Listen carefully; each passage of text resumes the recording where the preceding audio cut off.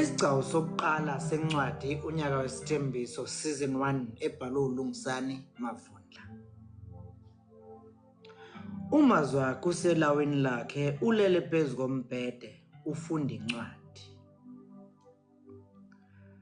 Ntuli kwabini. Nina niphemba ngabela abanye bephemba ngezibi. Ngithi angithathelele ipeni nephepha ngizwakalisa ubuhlungu benhliziyo yami ekuthenini sewuyalishiya leli labantu uphikelele edolobheni ngenhloso yokuyoqhuba izifundo zakho. Ungizwe kahle Sompisi. Kuhle kimi ukuthi utholele lithuba eliyingqayizivele lokuthi uye enyuvesi. Lokho kusho ukuvuleka kweminyango eminingi empilweni yakho nalabo abasondelene nawe kubala umndeni wakho kanye nami uqobo. Namanje ngazi ngayibonga ngithini itrust ngokukunikeza lolu xhaso njengoba mina nawe sazi nje ukuthi bewungeke ukwazi ukuya ndawo ngesingawe. Ubuhlungu engibuzwayo Godide ilobo ukuthi ukuhamba kwakho kubekaphi ubuhlobo bethu obunomlando omude nomuhle kangaka. Phela kimi ubusufana nomfowethu uqobo. Inkinga zami nezinhlupho zami zonke bese ngizethula kuwena kanti bengazi ukuthi uma sewukhulumile kuzoba njalo futhi.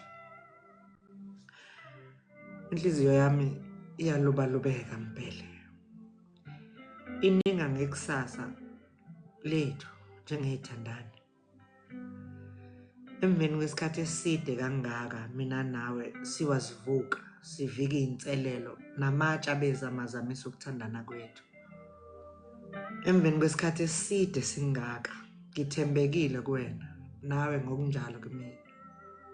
Konke lokhu mazwakhe bekwenzeka ngoba bewuseduze nami njalo kungikhumbuza ukuthi uyangithanda nokuthi sinekusasa elihle lesilindile.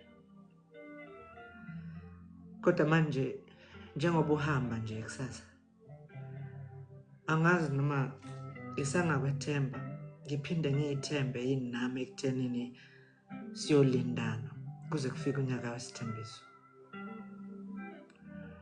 Mazwi uyazi ukuthi mina ngiyintombazanyana nje yasemakhaya iphumela kwaNdlwana. Anginanto esandleni eyenza ngikhetheke ngifaneleke njengalamantombazana asedolobheni oyakulo. Ngeswele ngisho imali yokuthenga amafutha okugcoba izitho. Kangakanani-ke wona anamafutha okugcoba umzimba, awokugcoba ikhanda, amashiya, azabe ngisho nawe ukugcoba umlomo. Ngiyazi ukuthi uyindoda eqotho mazwakhe Ntuli. Uyiphilile leyo mpilo yokuqotho phambi kwami ngaze nami ngakholelwa kuwena. Engenaso isiqiniseko sakho ukuthi uzokwazi yini ukuyibamba eThekwini. Ungilinde silindane kuze kube ukuthi ngikunikeza izimfanelo zakho emveni kokulandela yonke imigudu efaneleyo. Ngiyazi ungithembisile izolo ngesikhathi sesihlukana ukuthi uzosigcina lesi sithembiso. Kodwa uvalo liyangehlula Sompisi. Amehla hlengezela izinyembezi. Angazi kufanele ngicabangeni. Kodwa ke konke sengunikele kumdali. Uyena ozohamba nawe nezinyanya zakini koNtuli. Bakuhlenge, bakuvikele, bavikele nezifiso zethu kuze kufike unyaka wesithembiso. Ngifisa uhlale wazi-ke mazwakhe ukuthi sewazakhela indawo ekhethekile kule ntombi yakwaKhabazela. Angimboni omunye umuntu wesilisa oyothatha indawo yakho kumina. Ngiyazi ukuthi ngikutshelile lokho. Kodwa ngithi mangiphinde ngiqinisekise mazwakhe. Lo owami umzimba uyokwaziwa wena kuphela. Nakule minyaka ozoyihamba ngizokulinda. Ngikulinde ngethemba lokuthi uzobuya sizoqhubha indaba yethu.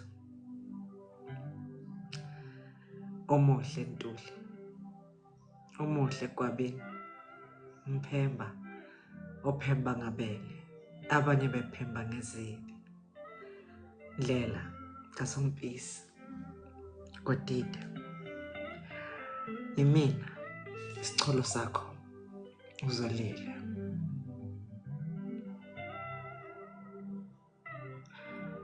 UMazwi kasukume ngejubane embhedeni, adonse ithawula lakhe, alithele ngamanzi asejekeni, azesuka ubuso.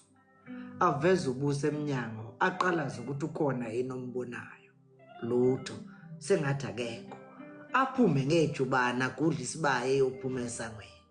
Agijime njalo samuntu obalekayo, ayeyoshona emfuleni ongezansi kwakubo. Aqhamuke ngaphesheya lokho egijime njalo, afika ngaphansi kwesihlahla esikhulu lokho eqalaze njalo. Sekuyawalala, kudlula okungabafanyana, kuqhuba inkomo, kucaca nje ukuthi sebeyozivalela. Aqhweba umfana oyedwa. Lalela lana ke ndoda yamadoda. Ngicela ungene kulomuzi ongetla. Ufika uthi kusisa uZolile, nangu ubhuti uMazwi emcela la ngezansi. Kugijime njalo kumfanyana kuze kuyongena emzini owawungasentla kwalawo uMazwi ayemkhona.